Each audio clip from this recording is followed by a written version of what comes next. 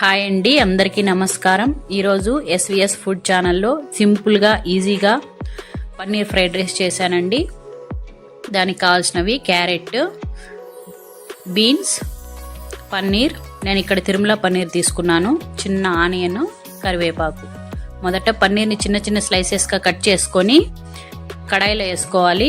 2 table స్పూన్లు oil వేసి కొంచెం సాల్ట్, కొంచెం కారం, కొంచెం ధనియా పౌడర్ లైట్గా ఫ్రై చేయాలండి.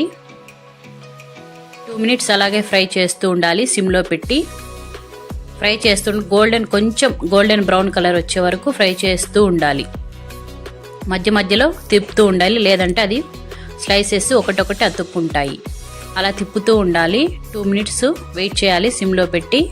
ఆ తర్వాత పన్నీరు పూర్తిగా గోల్డెన్ బ్రౌన్లోకి వస్తుంది. అలా గోల్డెన్ బ్రౌన్ వచ్చిన పన్నీర్ని ఒక సైడ్కి జరుపుకొని అదే ఆయిల్లో కొంచెం ఆనియన్, కరివేపాకు, తరిగినటువంటి బీన్స్, క్యారెట్ ముక్కలు వేసుకోవాలి. అది కొంచెం ఫ్రై చేయాలండి, పూర్తిగా ఫ్రై చేయకూడదు. కొంచెం లైట్గా ఫ్రై అయితేనే తినడానికి బాగుంటుంది.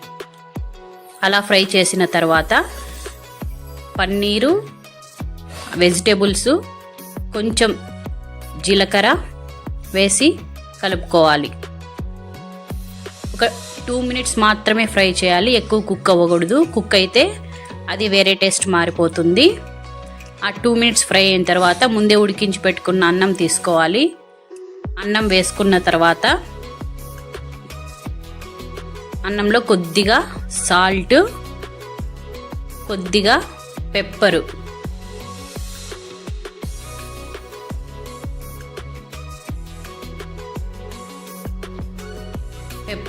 వేసిన తర్వాత బాగా కలుపుకోవాలి.